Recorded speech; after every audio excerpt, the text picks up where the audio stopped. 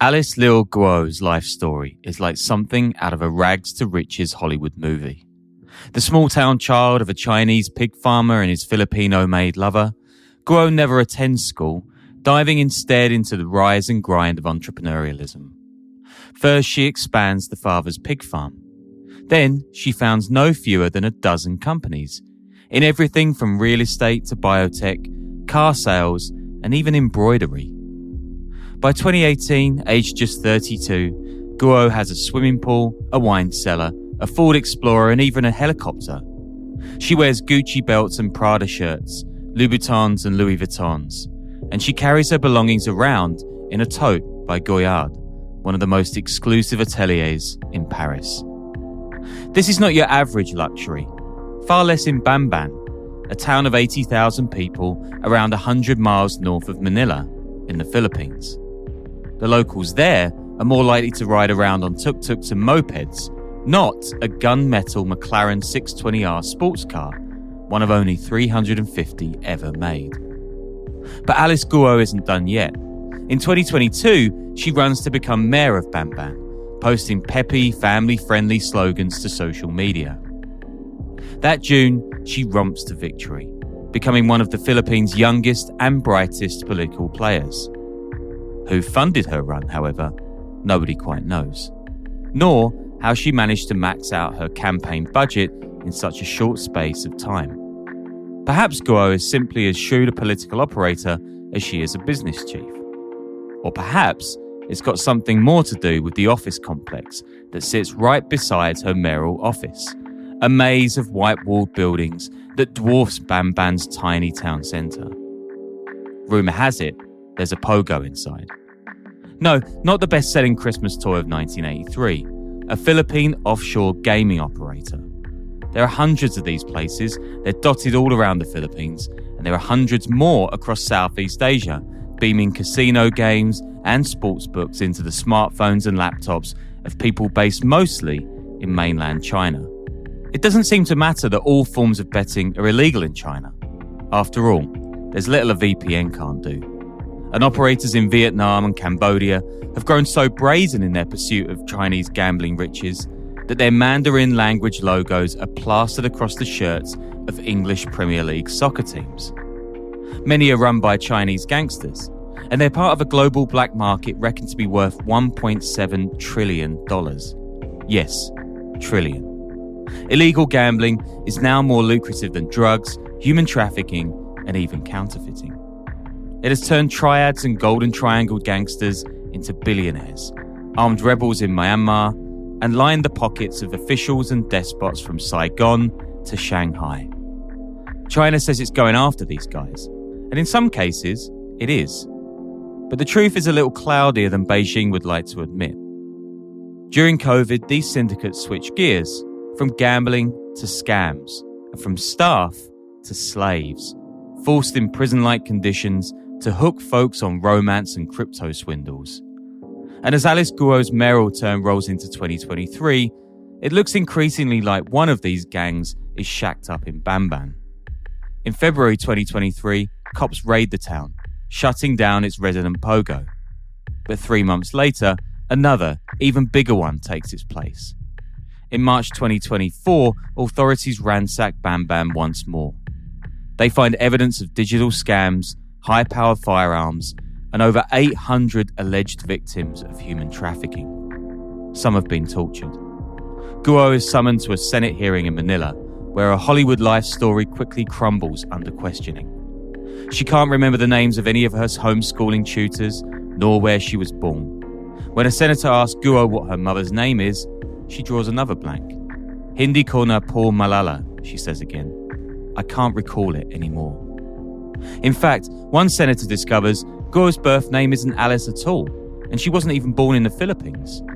Her fingerprints match those of Guo Ha Ping, a Chinese national. And her supposed birthplace? It looks suspiciously like a Chinese Communist Party office. Mayor Alice, or should I say Guo Ha Ping, says one interrogator, channeling Colombo, is a fake Filipino. She is a Chinese national masquerading as a Filipino citizen to facilitate crimes being committed by pogos. Alice Guo is a tinker, a tailor, a criminal soldier, but is she a spy? Either way, her tale is just beginning. Pretty soon, Guo flees the Philippines and leads cops on a wild chase across Asia. What the hell is going on? And how is this moneybags mayor connected to cartels, corrupt lawmakers, and the Chinese state? Welcome to the Underworld Podcast.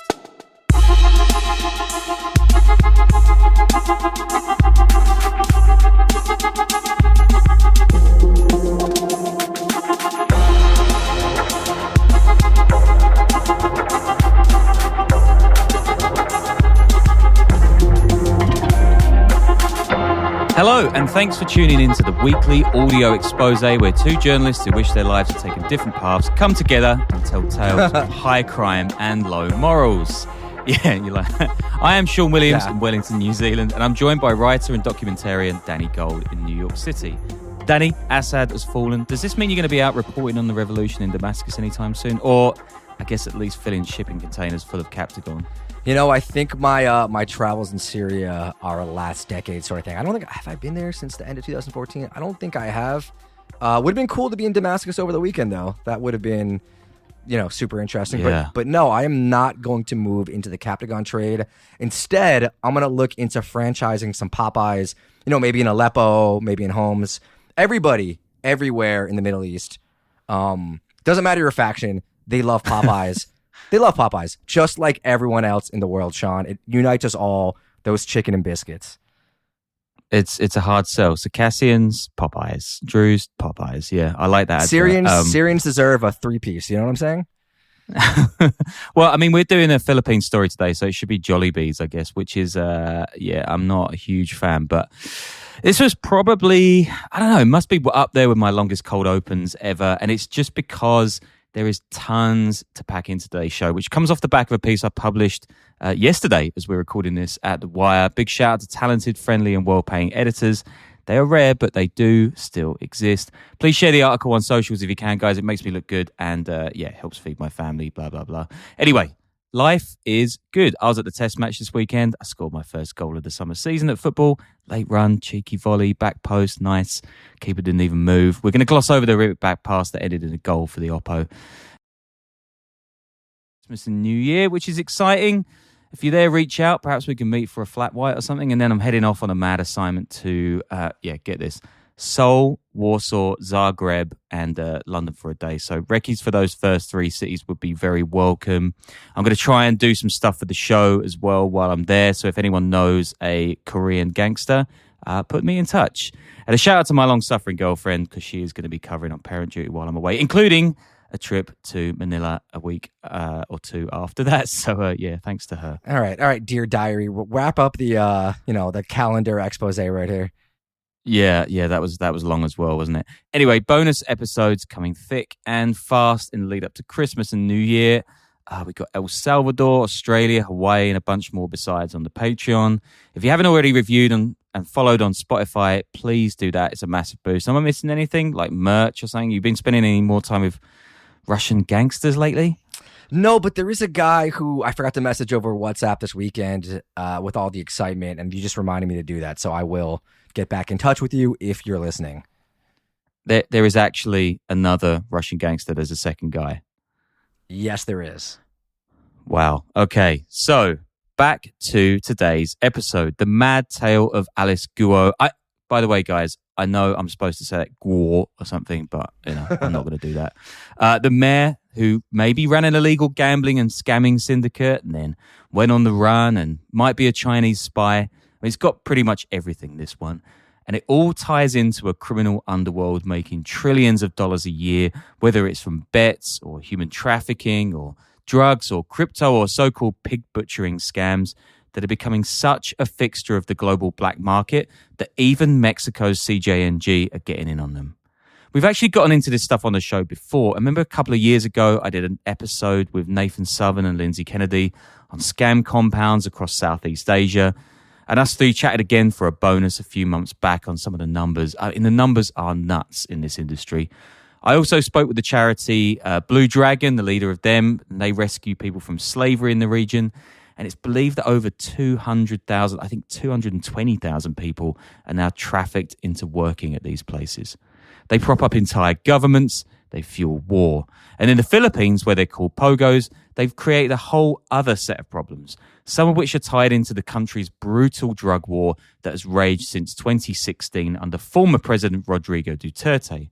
And we'll get into that and Duterte's latest attempt to claw back power a bit later on, alongside the future of Alice Guo and the pogos and their spread into the Middle East, Africa, and even South America. But there's a lot to get to before we're there. Yeah, I mean, this is one of those episodes, those Sean ones, where I saw the title and I'm like, what is this guy going to get into right now that's like weird and semi-adjacent to what we do? But, you know, that cold open, I'm like, this is incredible stuff that I don't think a lot of people know about. So we need more of this. Yeah, if more criminals could go on the lam throughout Indonesia, then we would have a lot more episodes to do. So please think about that, guys. But now let's start at the beginning, of course, which, yeah, that's a good place to start. And for this episode, that is 2003. Let's head back there, listeners. It's a simpler time, a better time. Mark Zuckerberg has only just launched Face Mash. Charlton Athletic are on their way to finishing a record 7th in the Premier League. It's going to make me cry. And a young Sean Williams is packing his bags for university, heading a whopping 50 miles from Dartford to Reading in search of independence and academic enlightenment. This is also the year when the Philippine government issues its first pogo license. Now, the first online casino in the world, Gaming Club, has been around since 1994, but the iPhone won't come around until 2007. So right now, in 2003, physical casinos are the industry. Although, you know, in the US, I do think this was right around the time we had this like poker craze. I think a couple years after Rounders came out, and we were all like, everyone at college was playing poker online. I think it was called like Poker Stars and whatever else it was. And like the real DGens, they were timing their playing sessions to like when the bars closed in Tokyo or Shenzhen, wherever it was, or Beijing.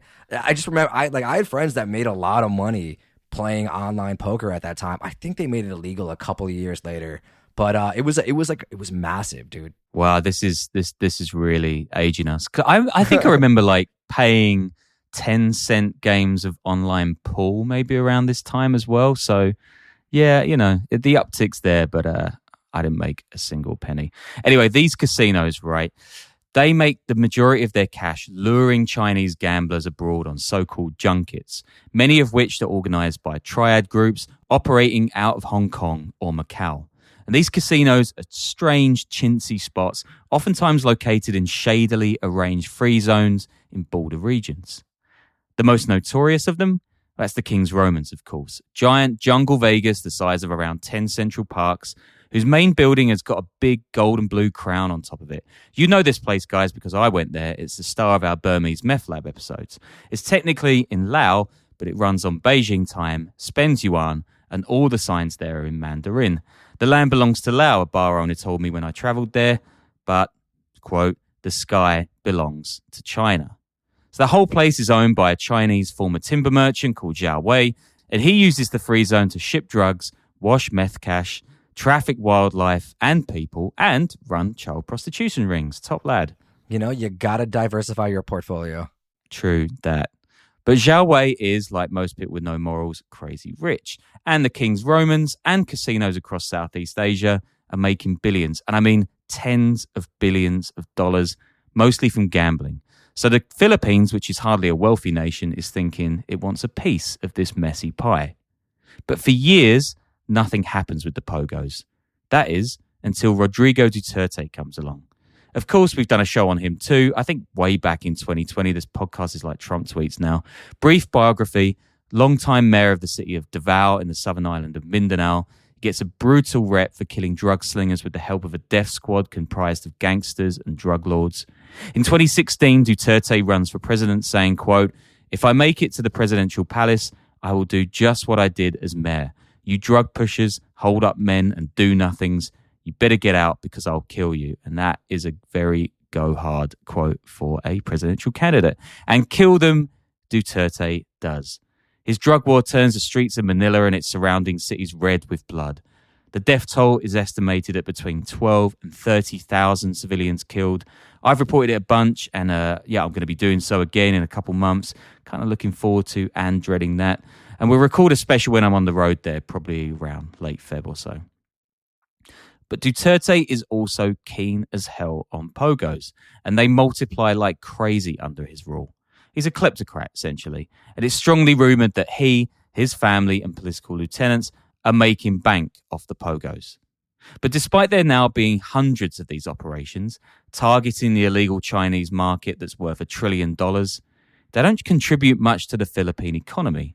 In 2019, for example, pogos hand over just $154 million in taxes, which is a paltry sum.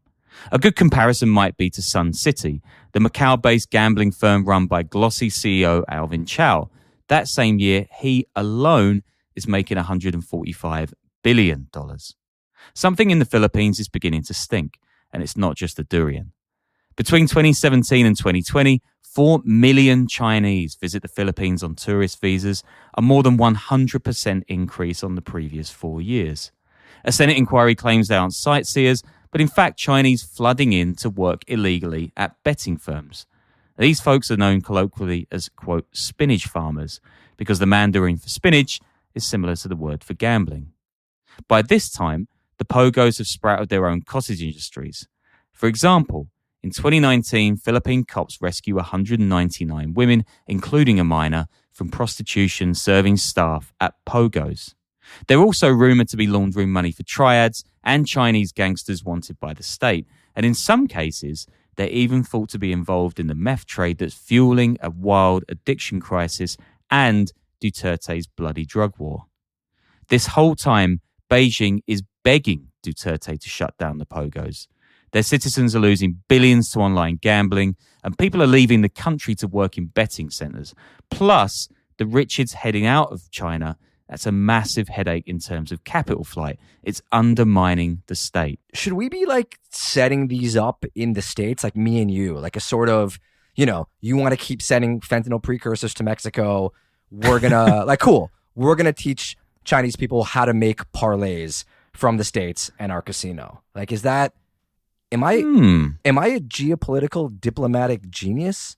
Like, I want in on this. Like, we'll solve a lot of problems, and it could also be our ticket to get incredibly rich. Like, holler at me, Trump people. Let me get a casino license. Let's make this happen. I mean, like, that is not that far from the truth, right? I mean, we got into it with the money laundering from China episode where, like everyone says they want to stop money laundering coming out of China, but actually the Americans are like, well, you guys are losing billions of dollars, so maybe we don't want to stop it that much. And it's like a similar kind of thing here. Anyway, the Chinese Communist Party. Wait. Hold on. What's the like what mahjong pai? What's it? Pai Gao? Let's make this happen. I mean, email You're us. Become a mahjong kingpin. If you're a casino consultant, email us. Let's make it happen. Oh my God, Danny's going to start running opium dens. The CCP. It steps up raids on illegal gambling centres across Southeast Asia, especially in Myanmar's Kokang region, where a handful of crime families have grown incredibly rich off the back of the betting black market. Listen to our Kokang Cowboys episode from earlier this year for more on that topic. But there is evidence that China's pursuit of these syndicates might not be quite as full-throated as they're trying to claim. For one, many operators are closely intertwined with party and state authorities across the world. In some cases, they've even poured money into CCP infrastructure projects in Asia, part of China's so-called Belt and Road Initiative, or BRI. That's like the biggest infrastructure project in the world. Second, the money from pogos and their regional equivalents often line the pockets of corrupt officials who are pro-China in Laos or Cambodia or Vietnam, or, in the case of the Philippines, Rodrigo Duterte, who, despite his country's long history with Washington, the Philippines was actually a US colony for a short while, kicks off his presidential tenure by calling Barack Obama a, quote, son of a whore, and courting Chinese investment. I mean, apropos of nothing, like calling someone a son of a whore it's funny. It's like a Deadwood, it's like a Deadwood ass insult, Well, he also called the Pope that, and said that loads of priests are pedophiles, which, my own personal views aren't far from there. Anyway, which he gets This investment, by the way, from China to the tune of $24 billion in 2016, which is a lot of money. So even if China is actually mad about the pogos, it looks like they're happy to let them carry on targeting Chinese gamblers so long as Duterte keeps slagging off Obama and cozying up to Beijing. So to recap, the pogos have gone gangbusters under Duterte, and despite China claiming it wants them shut, they're paying off the right people. So it's kind of an evil that China will abide. And all this time, Alice Guo, or Guo Huaping, is building herself up as a businesswoman in this small town of Bamban, north of Manila, under the radar of the capital's political power brokers. But now we're up to 2020, and that year, everything changes for Guo, the pogos, and Asian organized crime. Because that year, the COVID-19 pandemic hits, and economies across the world head into lockdowns. China bans all foreign travel, and the gambling junkets pretty much die overnight, shuttering the region's giant casinos. Anybody working in the pogos and their regional counterparts either heads home or stays away from work. This is bad news for the chiefs of these syndicates. I mean, they can hardly just apply for furlough.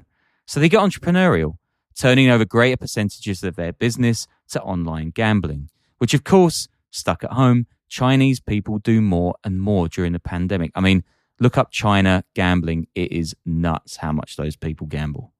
COVID might have strangled the supply of spinach farmers, so the syndicates begin trafficking people into gambling compounds, either with false promises of employment or just straight off the street.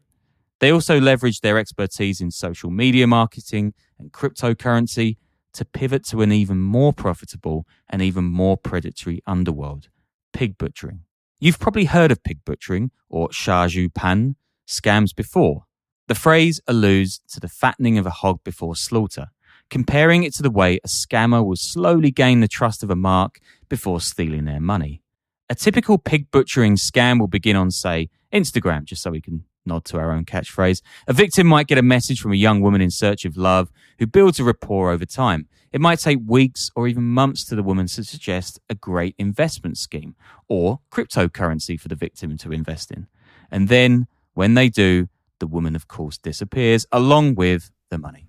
You know, I was just thinking, like, what if you are a young Chinese woman and you're trying to find a Western guy and texting them and just getting yelled at and blocked randomly? Everyone thinks you're just a scammer. You know, it's a tough road out there. And I think the ones texting you, Sean, they're probably real. So you might want to engage. They are real, and Tether is a great investment. But yeah, the collateral damage of organized crime is just a horrible world that we have to report on. Anyway, this is, if you haven't twigged it already, this is basically a simple new twist on the old Nigerian prince scam used by groups like the Black Axe, I think episode 1 or 2. It costs nothing to set up, and its earnings are huge. Between January 2020 and February this year, pig butchering scams have raked in around $75 billion, around 9/10 of whose victims are Chinese men. Here's Jeremy Douglas, Southeast Asia and Pacific Chief at the UNODC. Quote, while governments in the region were preoccupied with vaccine rollouts, border closures and quarantines, major crime syndicates running casinos adapted. They established user-friendly websites and smartphone apps, integrated sophisticated information and blockchain technology, and jumped on board with cryptocurrency trading and fourth-party payment providers to facilitate and obfuscate cross-border payments. And they did it at a pace most private companies would envy. I mean, all of those words, they would get you millions at a VC meeting.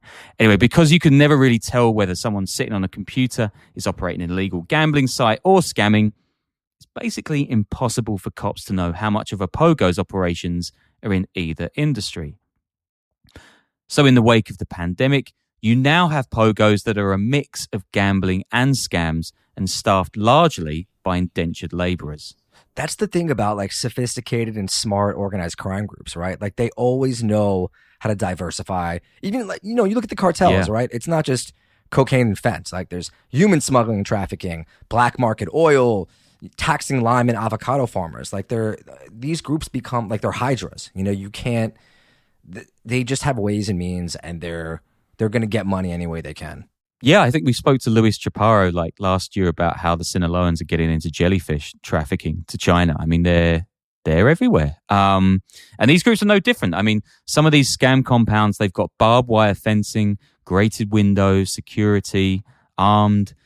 Torture and even murder aren't that uncommon. What is even weirder is that in the Philippines, these pogos seem to pose a national security threat too. Many are located uncomfortably close to Army, Navy, and Air Force bases, with raiding officials discovering IDs and uniforms belonging to the People's Liberation Army, the PLA, which is China's 2 million strong military. I spoke to Jason Tower at the US Institute of Peace for my article. He explains the messiness of China's relation to these firms like this, quote, "The narrative back home in China is that the Chinese police are highly successful at keeping their nationals safe from online scamming, and that they're doing a good job of identifying or capturing and extraditing criminals. But the caveat here is that many of these criminals are protected, either because of massive levels of corruption across the country, challenges in terms of overlapping jurisdictions, or political infighting." A recent Washington Post investigation revealed how China had secretly been backing scammers in Kokang, even as it was publicly going after them, because the scammers were allied to the pro-Beijing military junta in Myanmar. I mean, you see how all this is so complicated? China has to show its people it's cracking down on illegal gambling and scams, because otherwise it would look ridiculous.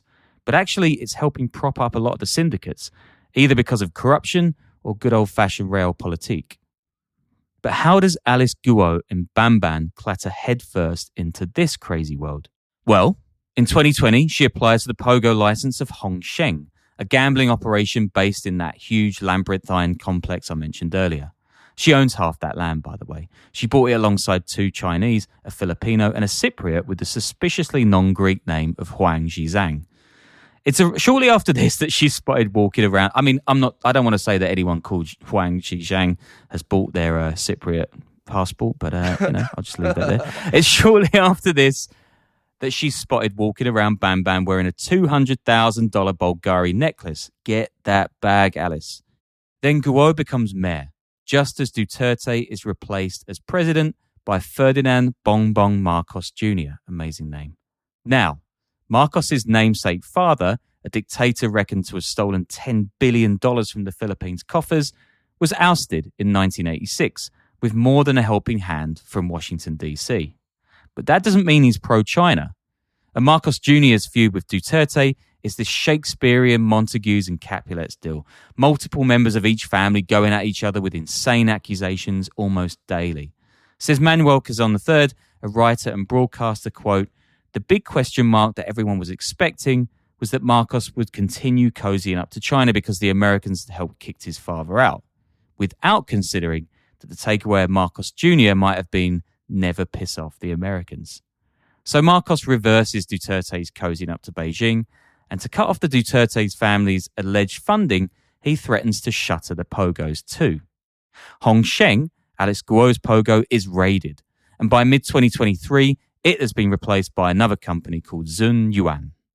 Then comes this March's raid from the cold open, during which cops discover 800 plus trafficked people, guns, and evidence of pig butchering scams.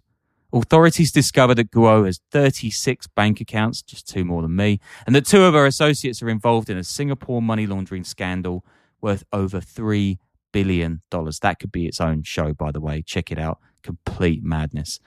This is all pretty sus, of course, and by the summer, Philippine officials freeze her assets and summon her to a Senate hearing. Oh, is it pretty sus? Is that what? Sus. Is that how you would? Sus, yeah. Is that how you would describe it? Yeah, what 36 bank accounts, trafficked people, guns, a McLaren. It's pretty sus. Bulgari necklace. Yeah, it's definitely sus. It's sus. Definitely sus. Even dude. President Marcos, it's sus.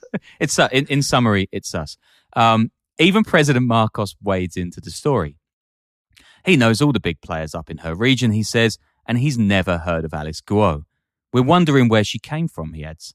How did this happen? And that's not kind of something that you should be grandstanding on, President Marcos. But anyway, here comes the hearing. And the revelation comes that Guo is in fact Guo Huaping from Fujian province, China.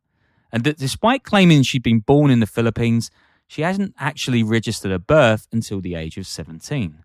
Now, there's nothing potentially damning in that last accusation.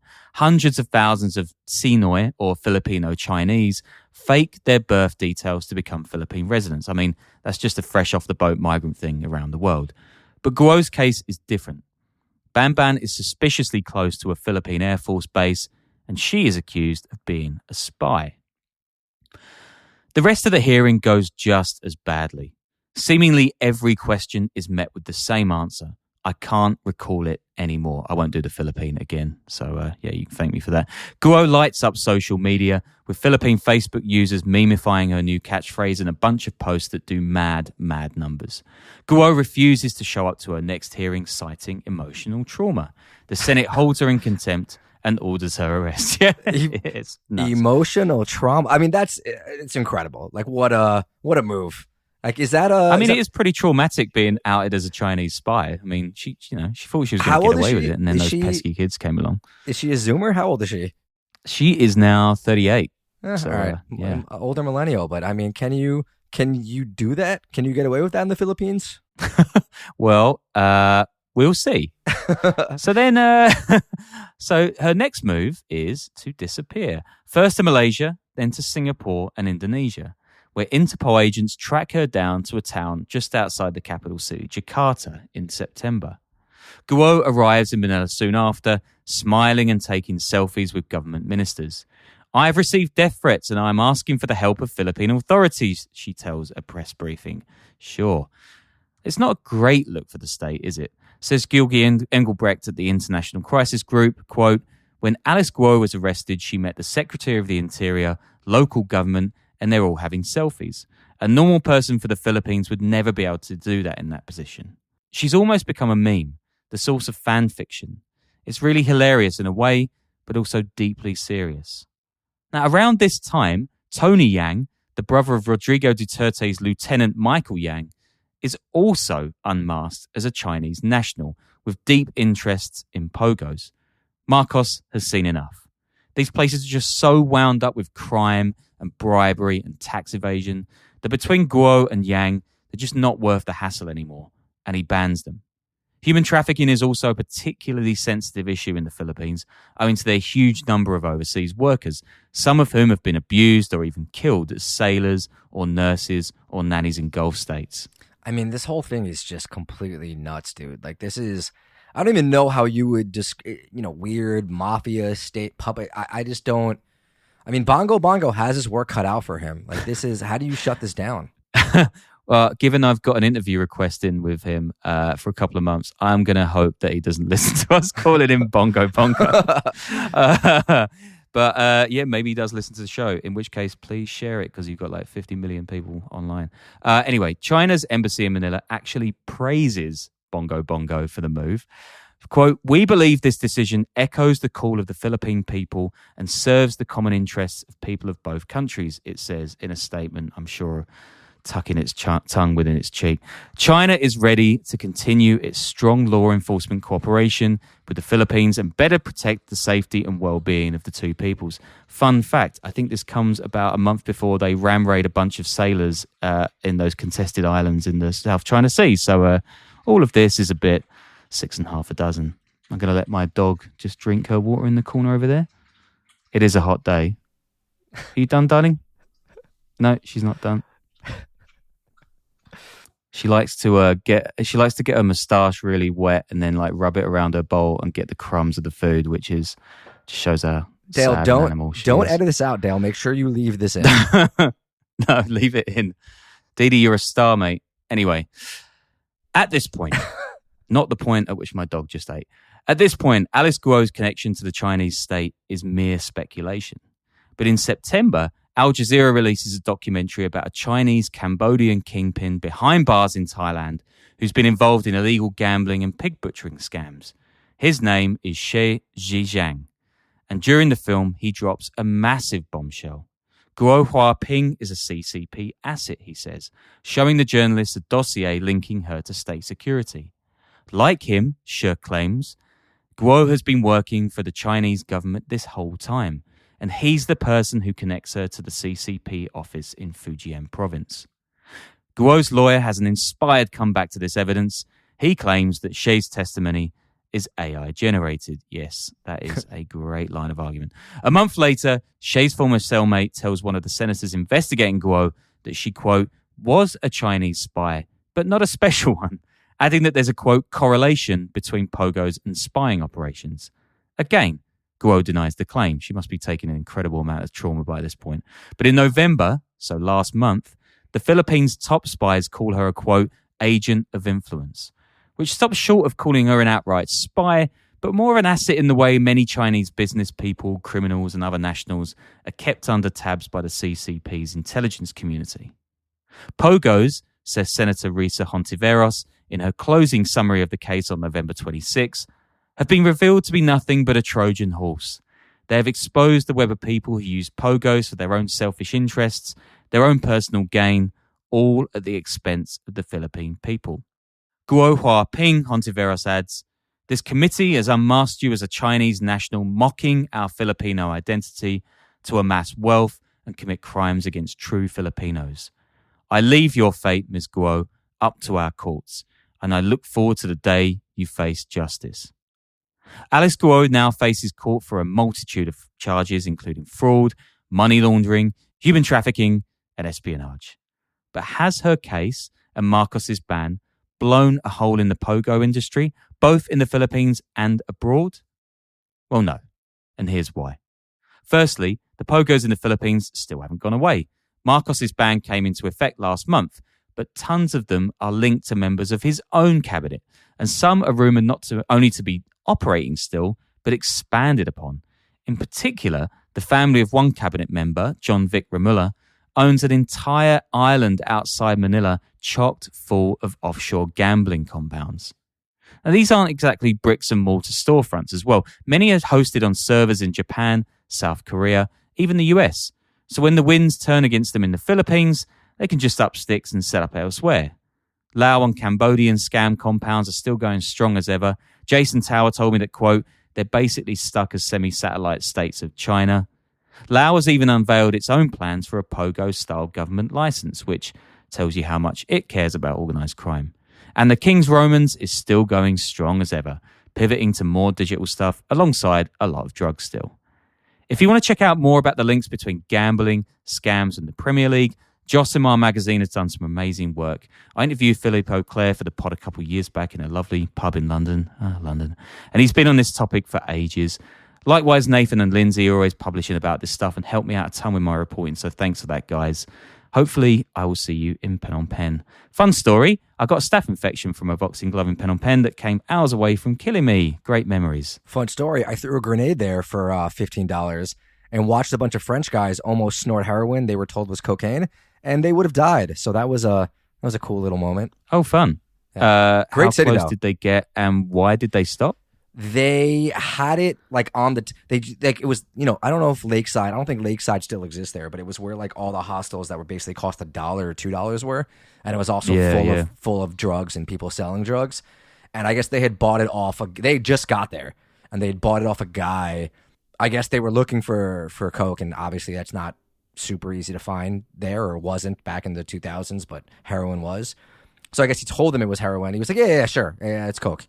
And they were basically like laying it out, or maybe they were just looking at the bag, and one of the guys was like, this doesn't look like coke. But anyway, important lessons learned there for them. I hope. The subtext being that they were lucky they were alongside you, I guess. No, I was not participating in this at all, dude. I know better than to buy hard drugs at a hostel in Cambodia. Yeah, Jesus Christ, that is a bad idea. We can put that on a t-shirt. Pen on Pen, good city, bad Great city. drugs. Yeah. It's such a cool place. The numbers involved in offshore gambling and scams are so huge, they're just impossible to put back in the box. And while the Philippines might buck Southeast Asia's trend and get rid of them, pogo-like syndicates have already been discovered in such disparate places as Palau, Dubai, Kenya, and even Peru.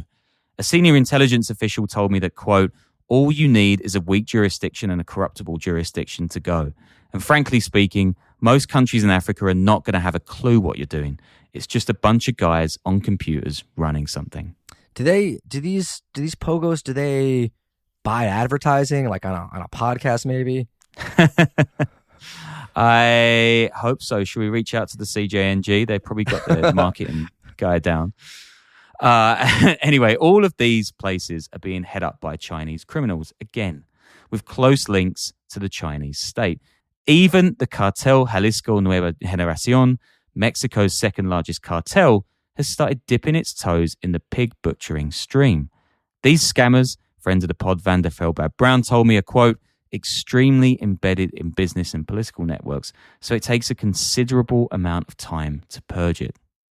And the thing is, tech is making this stuff worse, not better. For the Wire story, I spoke to a UN expert called John Wojcik, who analyzes the technical sides of the illegal gambling and scam industries. He argues that, quote, the evolving situation is rapidly outpacing government's capacity to contain it. John goes on, quote, against a backdrop of rapid tech innovation, adoption of new online underground marketplaces, and proliferation of crime as a service, the region has now emerged as a key testing ground for transnational criminal networks looking to expand their influence and diversify into new business lines, including malware-enabled fraud, AI-driven crimes, and deepfake misuse. So if pig butchering is worth $75 billion today, it is probably going to pass the $100 billion mark by next year, easy. And I'm not saying that hot girl on Instagram definitely doesn't want to show you a good time. Some things in life are still real, guys. But if you definitely want to avoid dropping all your savings into a Chinese crypto wallet, perhaps just go to a bar, order a drink, and try chatting someone up the old-fashioned way. Aww. Just like in 2003. Yeah, that's better, simpler time, and not an Alice Guo in sight. Wow, what a kicker right there. But, you know... Oh yeah, this reminds me of the interplay between the Chinese government and the cartels. I just watched Lioness. Have you seen? You know who Taylor Sheridan is, the guy who did Sicario? No, I haven't seen that yet. Like, dude, it's good TV, but it's like the dumbest plot lines like this imaginable, involving like, you know, the CCP teaming up with Iran and the cartels to do. I don't know if you ever watched that Jack Ryan show on Amazon, which I had to stop watching because the plot line was about ISIS weaponizing Ebola and then spreading it in the White House. Like, it's that level of just talking of cocaine, overreaching stupidity. These shows that like purport to be a smart look at this stuff and then just go completely insane. Sheridan's a weird dude, but makes some good TV. I got to tell you. Oh man, look, it's like, I have a good recce, actually. I just started watching Black Doves on Netflix, and it's really, really good, even though Keira Knightley is very strange. Patreon.com/The Underworld Podcast for bonus episodes, and you can also sign up on Spotify or on iTunes, and enjoy yourself. Yeah, maybe I'm going to go to the beach. See you later. Yeah, all right. Take care, folks.